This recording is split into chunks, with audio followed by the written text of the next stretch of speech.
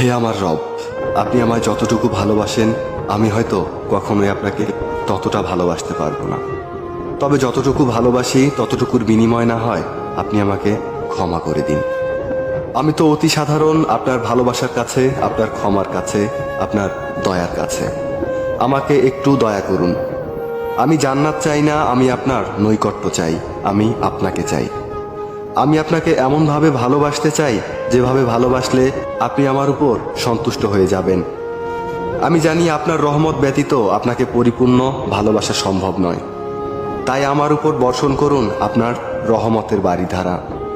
আপনিই তো জানেন আমার সব কিছু, আমার সকল গোপন পাপ, পৃথিবীর কেউ না জানা আমার সকল অন্যায়, আমার নিজের নফসের উপর আমার জুলুম, এসব কিছুই তো আপনার জানা।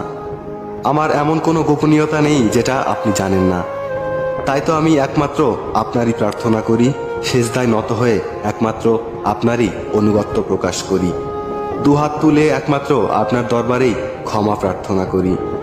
আপনি আমার আত্মাকে পরিশুদ্ধ করে দিন, পূর্ণ করে দিন আমার সকল নেক ইচ্ছেগুলোকে। আমি তো গুনাহগার, আপনার অসীম ভালোবাসার চাদরে আমাকে জড়িয়ে নিন।